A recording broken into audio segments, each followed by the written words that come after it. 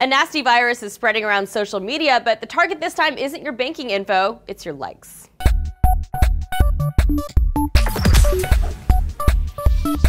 Researchers at the security firm RSA have found a virus circulating on Instagram that results in mass likes, which are actually worth a surprising amount of money.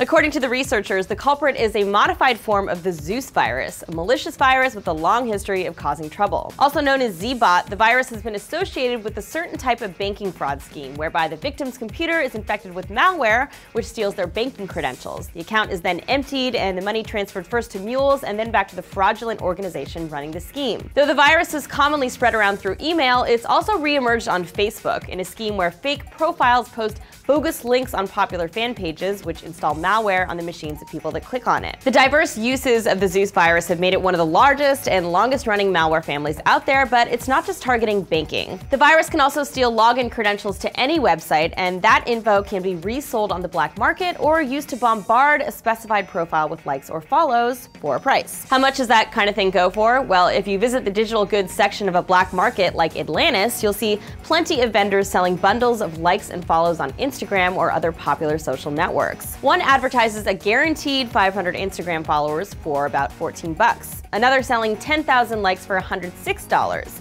And the way it works is that once you send your payment, you just pass along your username and the likes appear within 15 minutes. But what's interesting is that in the online black market space, a few thousand likes can be worth more than even a stolen credit card.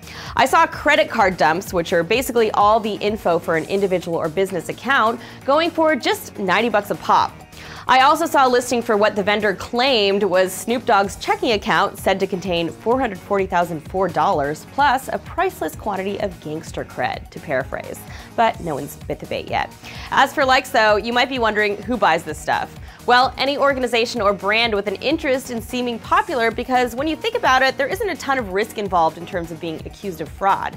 But if caught, there's definitely an embarrassment factor. Just ask Mitt Romney or the US Department of State, both of whom have been busted buying likes on Facebook or Twitter to bolster their social media presence. Awkward. What can you do? Well, if you see a sketchy link floating around or notice anything amiss with your own profile, it's never a bad idea to change your password and to report the activity to the site that you're using. For more info on how much your info might be worth on a black market, check out my earlier episode on a certain online tool that scans your email account to give you insight on what your accounts could be resold for. Ever had this happen to you? Let us know in the comments. For TFN, this is Annie.